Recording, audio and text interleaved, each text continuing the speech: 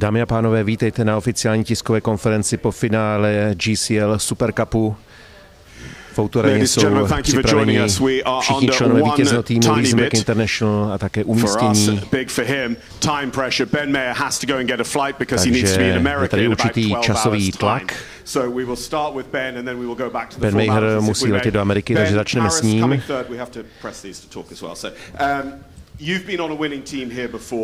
Ben v minulosti vyhrál s jiným týmem. Nakonec Paris Panthers skončil na třetím místě, jeho současný tým.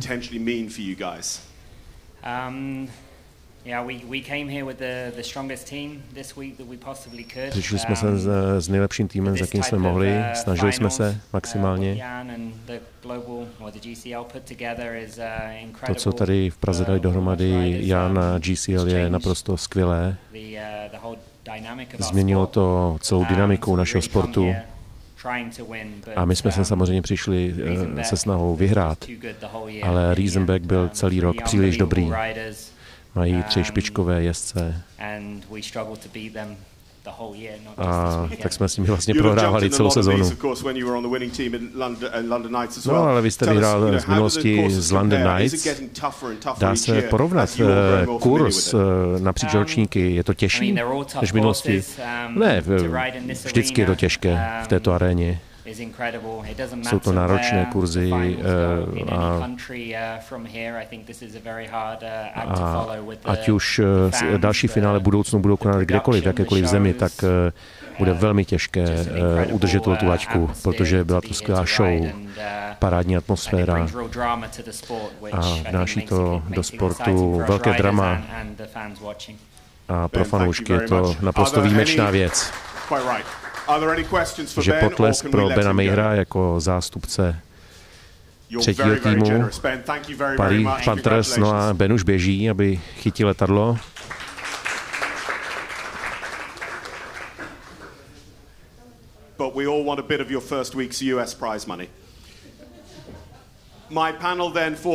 Takže kdo jsou zbývající hosté? Prezident organizačního komite Jan Anderlík, prezident Global Champions Jan Tops, no a zástupci vítězného Riesenbecku International Christian Kukuk, Filip Weishaupt a Eon McMahon a druhý Falkensford United zastupuje Gilles Thomas. Takže opět začínáme s Janem Anderlíkem, zástupcem českých pořadatelů. Opět byla rekordní návštěva, celkově asi 35 000 lidí během celého týdne. Ano, měli jsme denní rekord, 12 500 lidí v aréně v jeden den, bylo to včera. Zhruba 13 000 tedy. A pro kompletní 4 dny je to také rekord. Loni jsme měli 30 000 a letos je to 39 000 diváků v Autoaréně, což si samozřejmě vysloužil potlesky tady mezinárodních novinářů. Vy jste vrcholek ledovce, hlava velkého týmu. Jak jste hrdí na to, co se vám tady podařilo vybudovat za těch 5 let od roku 2018? Vůbec nedokážu najít slova, jak jsem hrdý na to, co jsme tady dali dohromady s místním týmem. Pracovali jsme na této fantastické show a doufám, že se vám to líbilo. Ano, určitě líbilo. 40 000 lidí to líbilo, takže není co řešit. Jan Tops, prezident Global Champions. Myslel jste si na začátku, že ten projekt toho finále Super Cupu skončí takhle impozantně?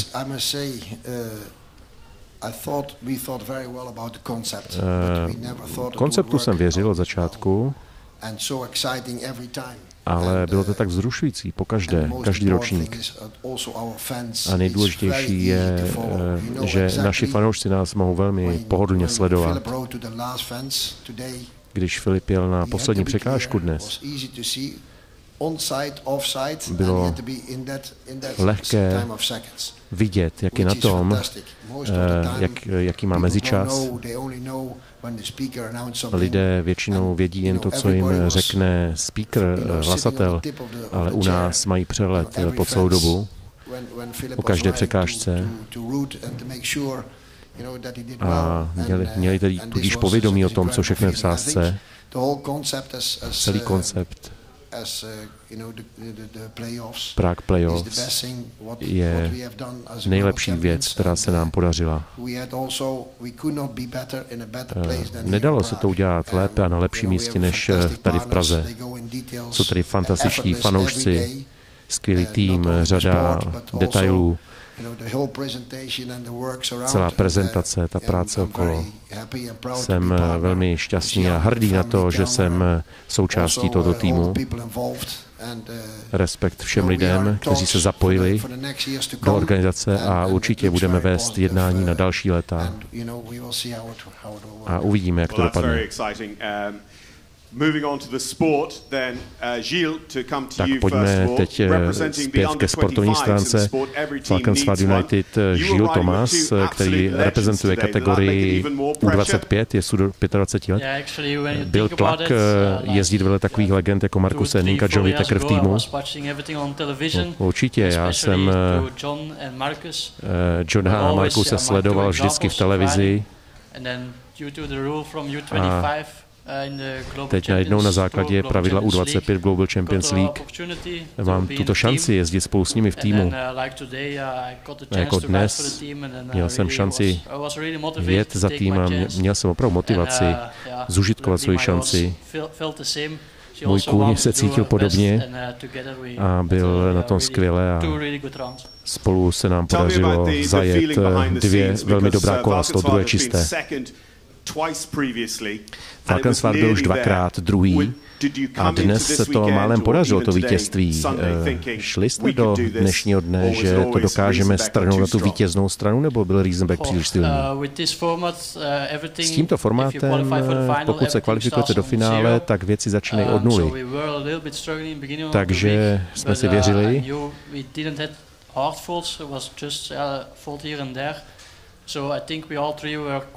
Myslím, že všichni tři jsme šli do finále v dobrém rozpoložení. A věděl jsem, že pár týmů tam bude velmi těžko k poražení. A jsme všichni tři šťastní i s druhým místem. Existence of this show since 2018, culminating the global series, been a motivation to you to try and reach the high end of the sport. Otázka na Filipa Weishaupta. Ne, ještě nežila. Takže jakou má motivaci? Děláme to pro atmosféru, této atmosféře pro diváky.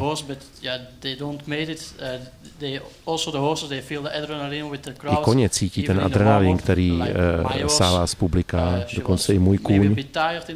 Možná, že v závěru byla už trošku unavená, ale pak přijde do kolbiště v aréně a doslova ožije. Člověk má úplně husí kůži z tohoto místa, z této arény, je opravdu výjimečná. A bylo to velmi krásné dnes. Eon McMahon, teď se teď dostáváme k členům Riesenbeck International. Eon v obou kolech bezchybně. Pod jakým tlakem jste byl v prvním kole a celkově cítil jste tlak, nebo jste byl v klidu? Ale ne, určitě jsem cítil tlak. Opravdu jsme chtěli tento týden vyhrát. A před druhým kolem jsme viděli Falkensward a věděli jsme, co potřebujeme udělat. Vím, že moje klisna Mila je velmi rychlá, takže chtěl jsem to naplno využít.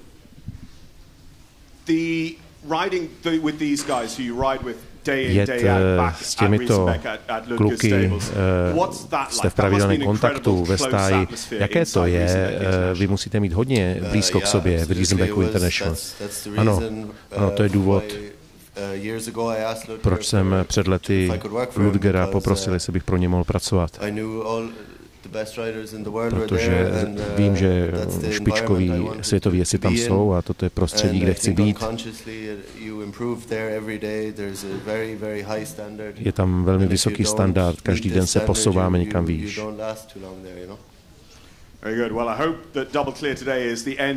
and Owen McMahon. Now it's with Owen McMahon. With Owen McMahon was Christian Kukuk. Christian Kukuk, you have been, a stalwart of the team this year. You've ridden so many times because it's been a challenging year with a couple of the other riders getting injured tolikrát, protože někteří mladí si byli zranění. Ano, máte pravdu, byl jsem v podstatě jediný, kdo zůstal zdravý až do posud tedy. A Ludger se rozhodl, že si zlomí nohu. Owen taky. Mohl bych to taky zkusit, ale zůstal jsem zdravý. Začal jsem s nějakým plánem a zjistil jsem, že to není rok na příliš mnoho plánů, hodně věcí jsme měnili.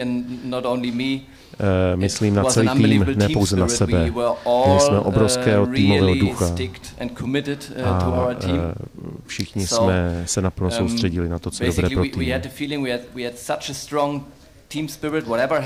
A ten týmový duch, bez ohledu na to, co se stane, tak jsme věděli, že se vyrovnáme s čímkoliv. A na to jsem hrdý.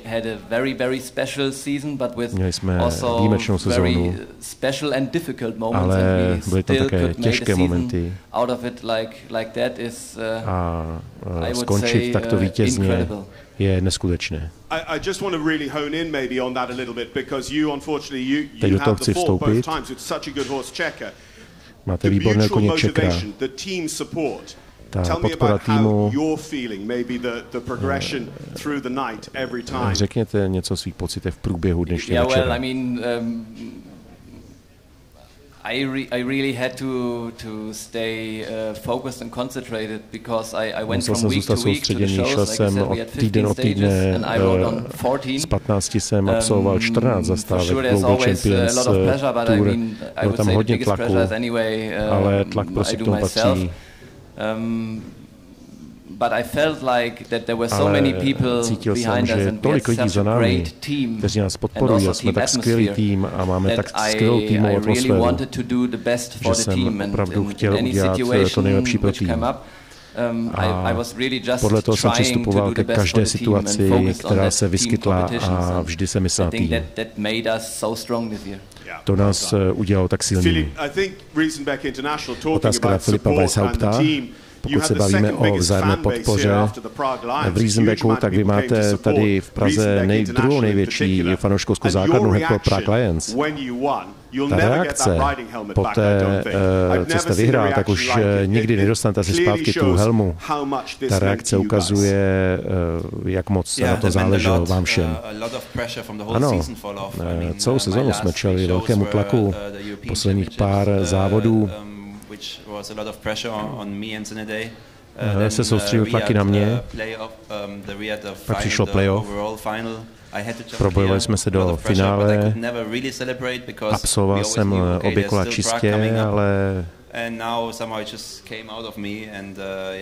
nakonec tady v Praze všechno ze mě spadlo a šel jsem poslední do kolbiště a to jsou okamžiky, pro které děláme tento sport. Of course the relief, of course the elation, the celebration, but it has to have been a little bit this show, this production, this audience. Slovo k publiku. Celá sezóna všech těch 15 zastávek je náročný, ale prestižní, ale tady Praha, tato show stojí nad vším. Tato konkrétní akce dělá z Global Champions League velmi zvláštní sérii. To je ten důvod, proč každý den pracujeme, vstáváme, být tady v Praze. Je to určitě nejlepší show na světě. Není to pouze jezdecký závod nebo jezdecké závody, ale být ve městě jako Praha s tak skvělými fanoušky a celou tu atmosférou, kterou cítíte, je to absolutně neskutečné. A myslím, že příští rok byste mohli prodat ještě mnohem více lístků, protože tady to prostě ten úspěch se stále zvyšuje Je to perfekce. Máme to tady moc rádi. A doufáme rádi, že se ještě mnohokrát sem vrátíme. That should be the last word, but if you could crave my indulgence, and Gilles, if you would crave my indulgence and move to that seat, because we have Ludger here. No, ale máme tady ještě Ludgera Beerbauma. Come on. Takže Gilles se posune o jednu židli a přichází šéf týmu Riesenbeck International, Ludger Beerbaum, žijící legenda. Loni si byl Ludgeru na pódiu.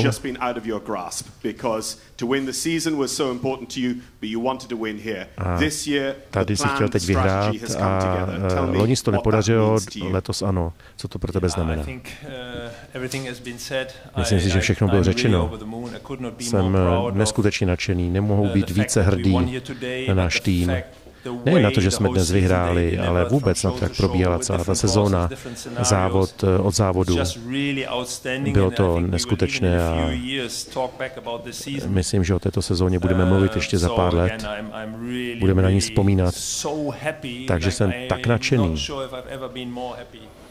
Myslím si, že nedokážu být šťastnější ve svém životě. Ale nechci zopakovat všechno, co tady bylo řečeno, protože opravdu se vším souhlasím. Ale rád bych podtrhl, že bychom měli být vděční za to, že jsme měli možnost závodit na takovéto scéně. To, co toto finále přináší našemu sportu, celému odvětví, je opravdu velké. A za to jsem vděčný. A chtěl bych poděkovat všem, kdo to umožnili. A man who's ridden on the world's biggest stages says this is the biggest of them all. If there are any questions from you, that concludes my formal part of the press conference. Are there any questions from you, ladies and gentlemen, about the sport or the show here? Yes, at the front. I've got a question for Christian. Otázka na Christiana. Poslední 3 týdny jste vyhrál velkou cenu v Riadu, GCL Super Cup. Byl jste vyhlášen jezdcem roku. Jste ve své životní formě momentálně? Tak určitě to byla zatím moje životní sezóna. Nevím, jestli jsem právě teď ve své životní formě, ale během té sezóny by se tak možná dalo říci.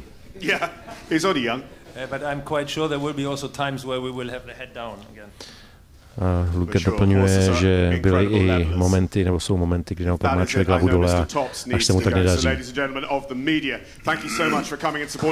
We only have one more way to go to celebrate. Takže jde se slavit, pan Tops už musí také vyrazit, takže končí oficiální tisková konference po GCL Super Cupu, po finále týmové soutěže s konstatováním, že zvítězil Riesenbeck International vedení Ludgerem Beerbaumem. Se s vámi loučíme.